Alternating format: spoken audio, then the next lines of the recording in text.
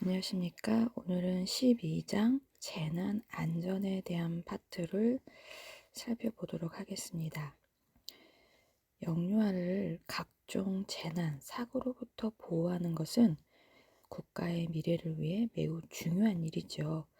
그중 무엇보다 중요한 것은 유아 스스로가 평상시에 지속적이고 반복적인 안전교육을 통해서 조기에 재난 대응 요령을 습득하고 이런 것들을 생활화, 습관화할 수 있도록 안전 역량이라든지 안전 의식을 충분히 갖춘 성인, 어른으로 성장하도록 하는 것입니다.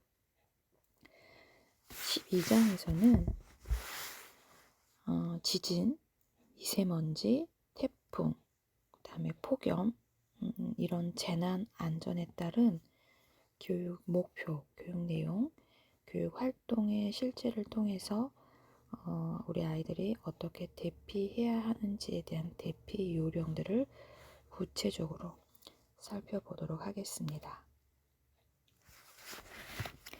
그 첫 번째로 재난에 대한 개념을 먼저 살펴볼 건데요. 재난. 이 재난은 날씨 등의 자연 현상의 변화 또는 인위적인 사고로 인한 인명이나 재산의 피해를 말합니다. 재난 가운데 자연 현상과 관련된 천재지변을 재해 또는 재앙이라고 부르기도 합니다. 또한 사람의 실수 또는 부주의나 고의로 일어난 사고도 재난으로 보아야 인재라고 표현하기도 하지요. 자연재해는 자연현상에 기인한 것을 말하는데 그 원인과 결과의 다양성으로 인하여 여러 가지로 나눌 수 있습니다. 그래서 자연재해를 크게 분류하면 기상 요인에 의해 발생하는 기상재해와 집안의 운동으로 발생하는 지진 및 화산활동으로 인한 지질재해로 나눌 수 있습니다. 지질재해는 직접적인 피해뿐만 아니라 간접적으로 기상이변을 초래하면서 기상재해도 발생시킵니다.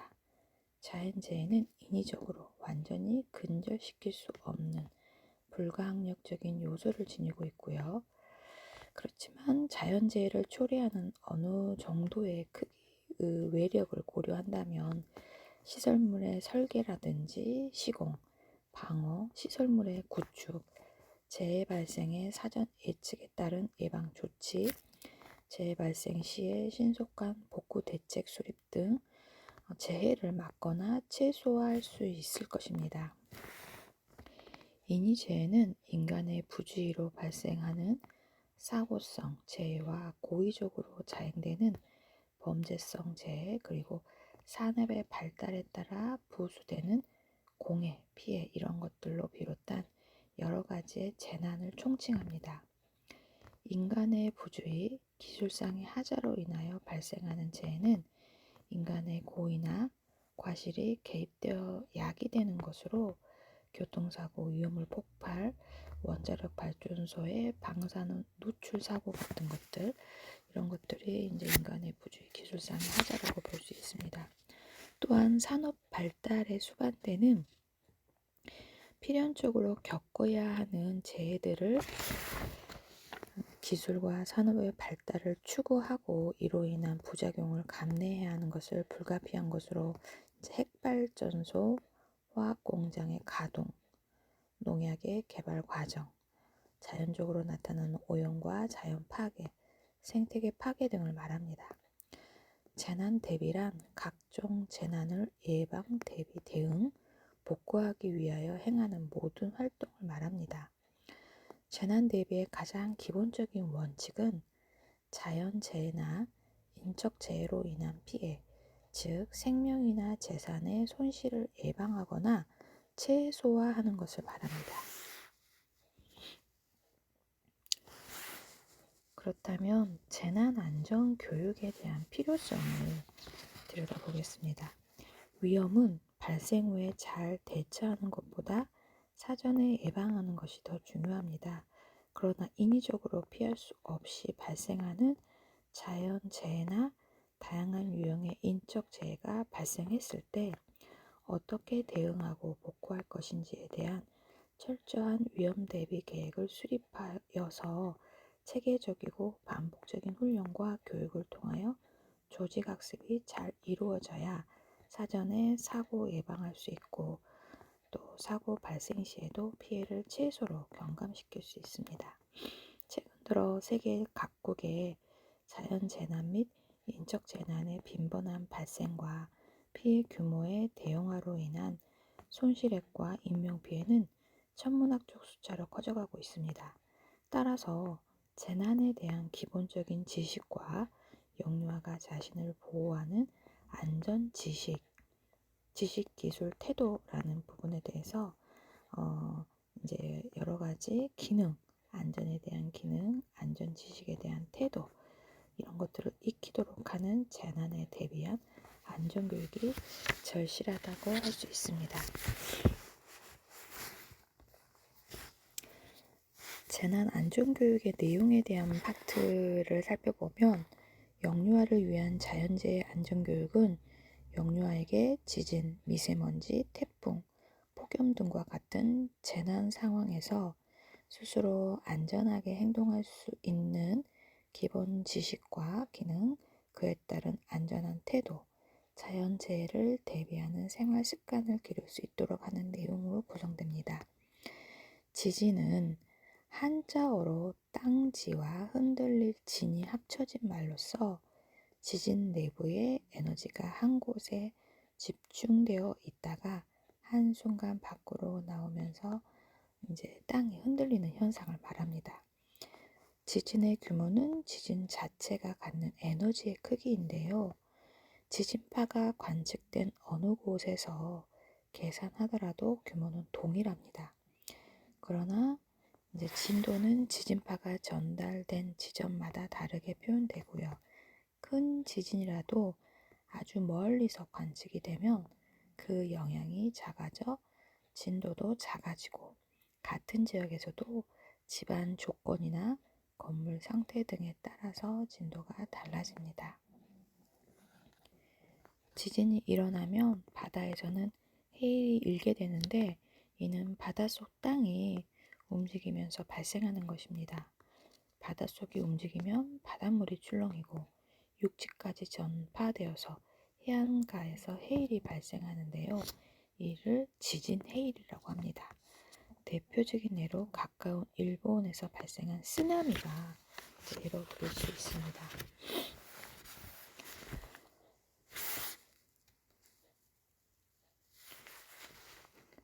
우리 교재 페이지 254페이지에 지진 크기에 따른 자연 현상에 대한 그 진도에 대한 우리가 그 뉴스에서 가끔 이제 듣게 되는 진도 뭐 1.0에서 2.9, 뭐 최고는 7.0 이상 이렇게 해서 현상에 대한 그 규모와 그 현상은 좀 다른데요.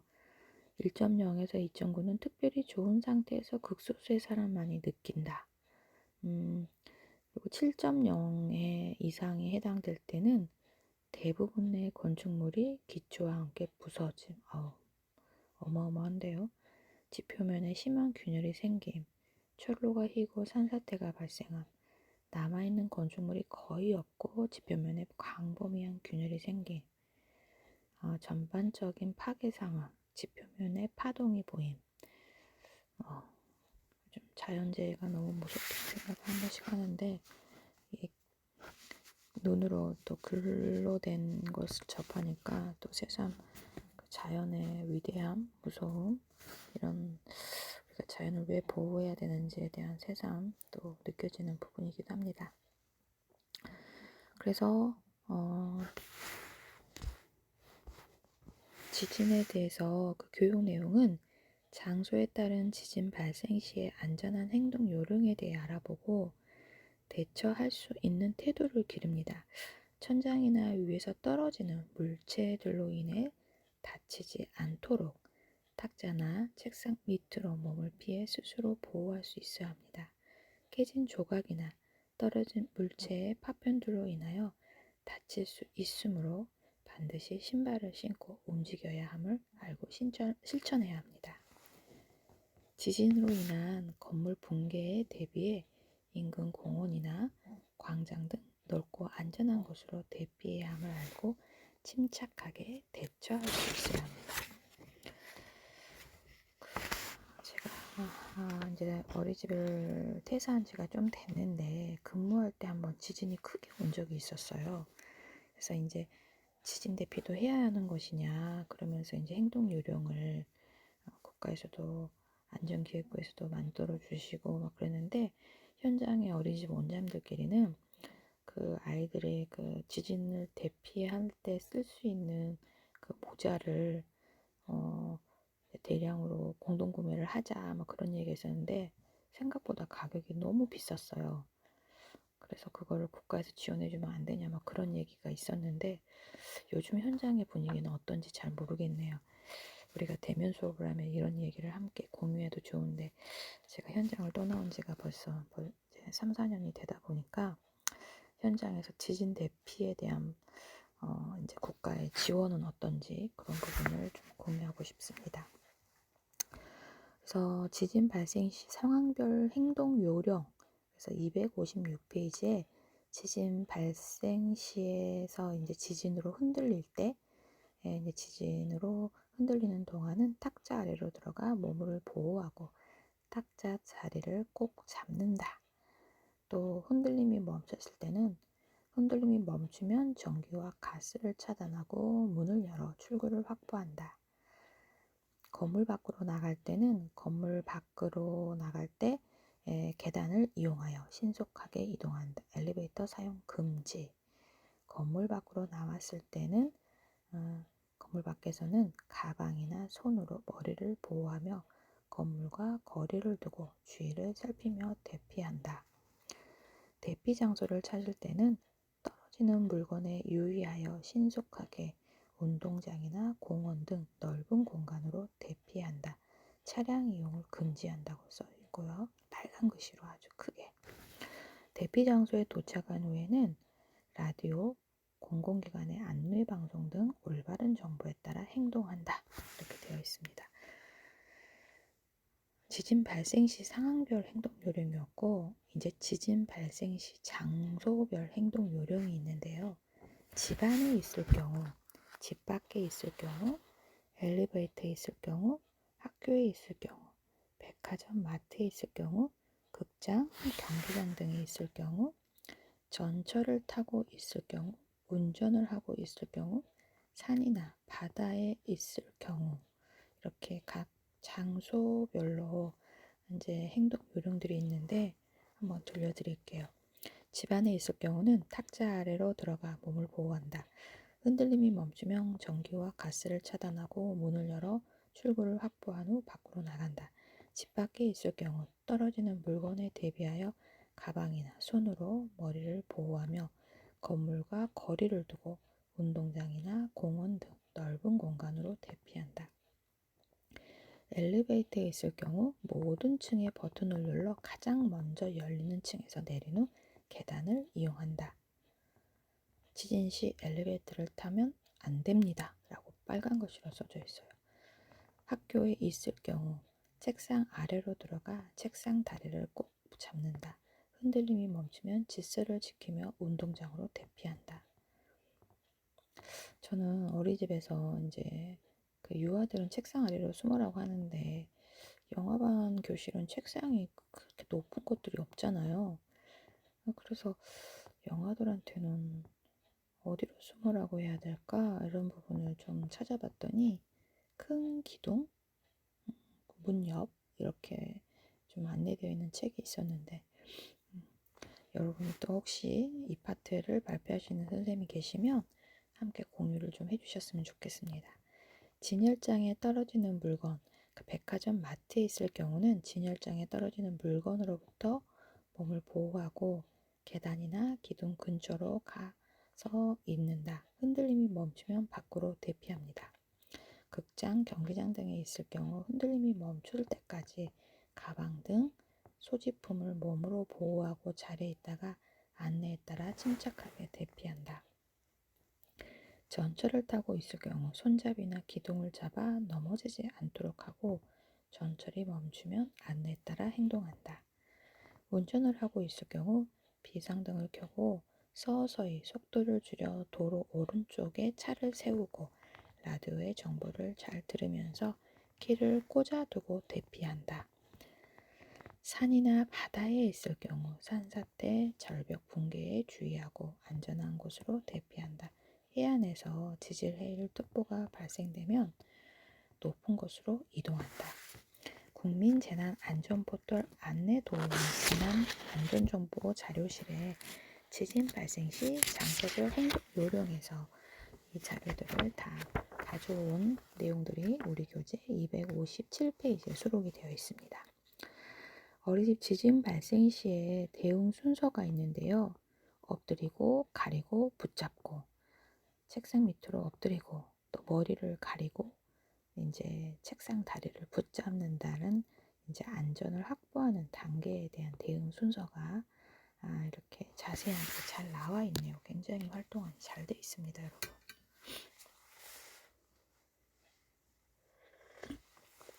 현장에 계시는 선생님과 원장님들이 이 자료를 258페이지를 꼭 살펴보셨으면 좋겠어요. 지진 발생 감지 및 알림. 지진 첫 감지자는 큰 소리로 지진 발생을 알리고 지휘 명령 총괄에게 연락을 한다. 2단계 안전을 확보하고 엎드려 가려 붙잡아를 하고 3단계 피난 장소로 이동하고 4단계 부상자 확인 및 응급처치 5단계 재난정보 재해 정보를 확인하고 보호자 연락 후 인계한다.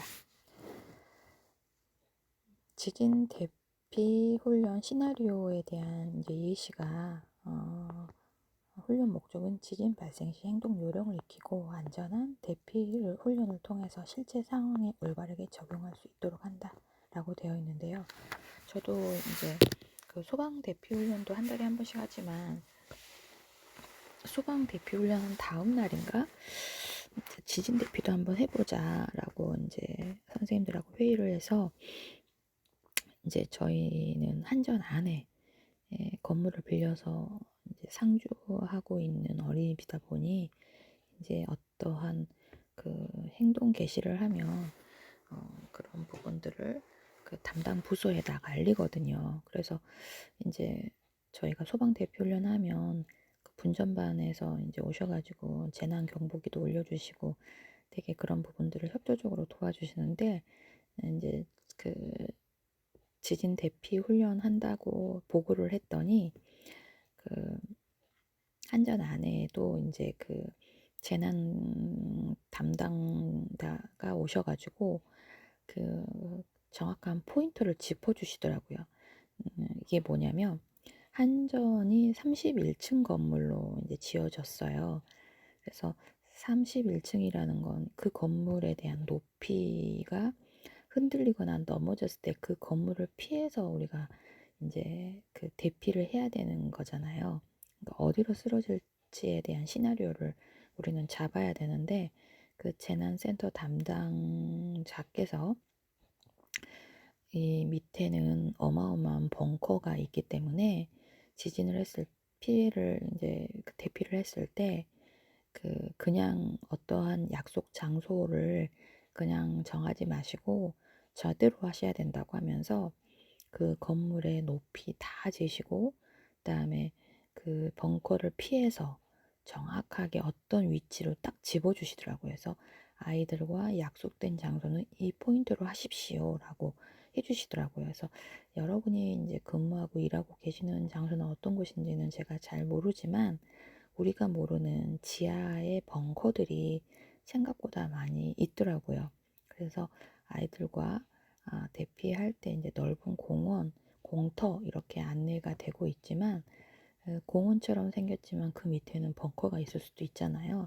그래서 혹시 주변의 지형을 잘 아시는 전문가가 있다면 그런 부분도 미리 이제 조금 사전 조사를 하셔서 아이들과 약속된 장소에서 만나서 부모에게 인계해 줄 수 있는 그런 원활한 시나리오를 짜시는 게 좋지 않을까라는 생각이 합니다. 지진 발생의 훈련 내용을 이제 살피기 전에 훈련 전에 점검해야 될 부분이 있습니다. 훈련 계획의 내용을 숙지하고 재난 시 업무를 분담하고 또 대피로 동선을 파악하고 제가 좀 전에 이제 말한 저의 예시는 대피로의 동선을 파악해야 된다라는 이야기입니다. 그래서 소화기 위치를 파악하고 어린이집 앞 표지판 부착, 비상 대피 훈련 중 집결지 안내, 그쵸, 비상 대피 훈련 중이라는 표지판도 필요하네요. 그거는 안 해봤네요. 저도 준비물 참 필요합니다. 이런 거.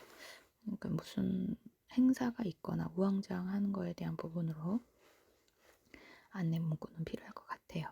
그래서 훈련의 내용은 재난 위험 경보 사이렌, 지진 행동 요령 진행, 대피 경로로 대피, 대피 장소 집결, 역류와 인원 체크, 부상자, 사상자 확인 및 응급처치, 5번째로 부모에게 연락하고 6번째로 훈련을 종결하는 이렇게 지진 비상 대피 훈련 시나리오의 예시가 259페이지에 수록이 되어 있는데 제가 좀 전에 예시로 들었던 대피로의 동선을 파악하는 건 그냥 여기로 하지 라고 그냥 정하는 게 아니고 교직원들과 아이들의 그런 그 상황들, 발달 체크, 컨디션, 거리, 안전에 대한 포인트 이런 것들을 다 집약해서 대피로 동선 파악이 굉장히 중요하고 그 다음에 안내 표지판, 비상 대피 훈련 중이라는 표지판에 대한 부분도 굉장히 도움이 되는 대목인 것 같습니다.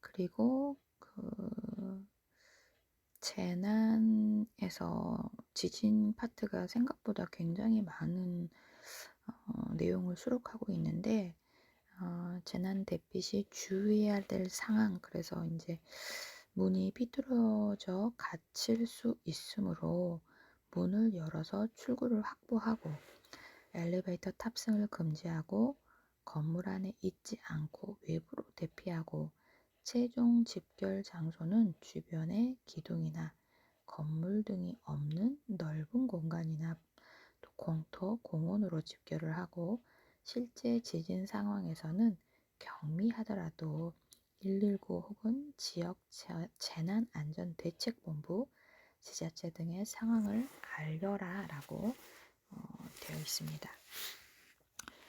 두 번째로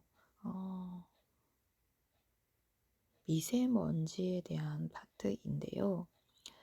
미세먼지는 대기 중에 떠다니거나 흩날려 내려오는 이제 입자상의 물질을 말합니다.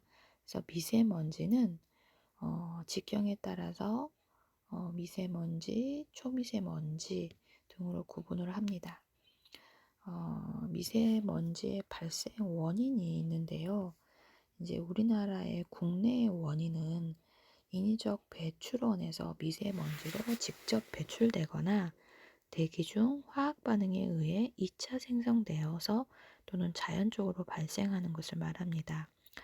직접 배출되는 건 사업장의 연소, 자동차 연료 연소, 생물성 연소 과정. 2차 생성은 이제 황산화물, 질소산화물, 암모니아, 휘발성 유기, 화합물 등이 이제 대기 중에 수증기 등과 반응해서 생성하는 것이고요. 자연 발생하는 건 이제 황사. 이제 중국에서 넘어온다고 우리가 굉장히 중국을 원망하는 부분이기도 하죠. 이게 이제 광물 입자라고 하는데요. 코로나 팬데믹이 오면서 우리 모두가 어려움을 겪고 있긴 하지만 코로나로 인해서 되게 또 하나의 장점이 좀 많은 산업체가 멈췄잖아요. 사람의 그 집결과 모임에 대한 부분을 너무 이제 조심해야 하는 부분이 있다 보니 그래서 그런 이제 그 미세먼지에 대한 부분이 조금 덜해진 부분이 작년 올해라고 해요. 그래서 맑은 하늘을 볼 수 있는 날도 훨씬 많았고, 그래서 이제 바다 소금 입자, 이걸 해염이라고 하거든요.